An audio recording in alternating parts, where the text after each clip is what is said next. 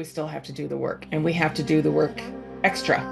Think of it that way. You have to do the work extra because there are too many of us who can't do it for themselves yet.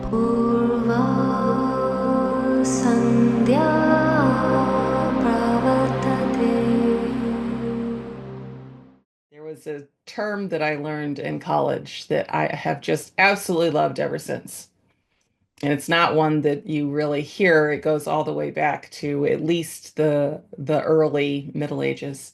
And the term is upsodun. And it was a term that was used a lot in relation to the Wheel of Fortune and how one can be, at one point on the wheel and then it just slips and then all of a sudden you go upsodun, right? Upside down. And I love the word because it just always felt like that. I mean, this is this is life up so dune here as it is.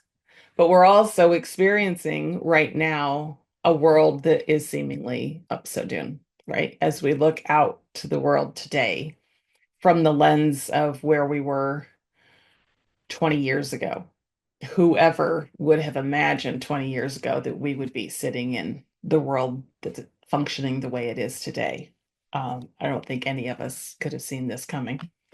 And for those of us on the spiritual path who have been on it a long time and have been kind of riding those energies and have learned a lot about, reality and different levels of reality. And we know things about the hierarchy and interdimensional beings from other systems of worlds who are here in assistance and who are, parked outside not outside the solar system, but outside the planet and doing what they can do. Like we have all this knowledge and we knew that this time was coming. And do you remember me saying, you know, I feel like I've been saying it forever, but just like that time would continue to speed up, it would get crazier and crazier, and the world would get crazier and crazier.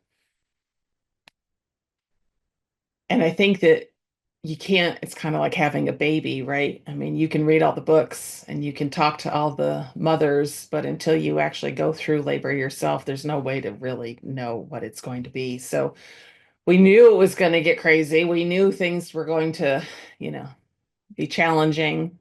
Um, but I don't know that any of us really saw it playing out the way it's playing out. So it feels, um, yeah, just it feels very challenging right now for light workers on many different levels.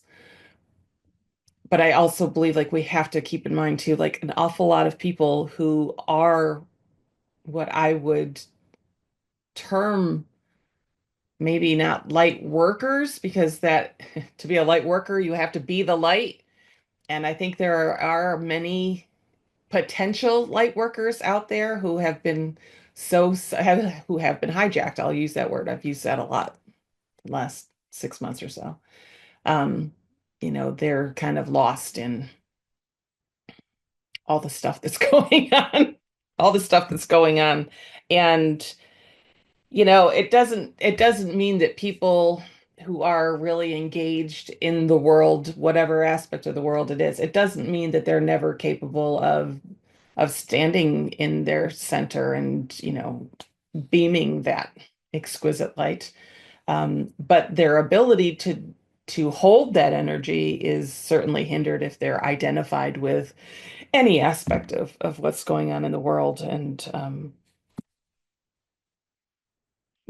we're all here for the express reason of lifting this humanity as a collective so that this humanity as a collective can literally transcend the life death cycle altogether. And that is still why we're here. And still why we're showing up. So don't forget, like, we still have to do the work and we have to do the work extra. Think of it that way. You have to do the work extra because there are too many of us who can't do it for themselves yet. I mean, this isn't about, right now, this is not about the laggards waking up. It is not. This is literally about finding all of us who came here in service and getting all of us to wake up. That's key. Purva Sandhya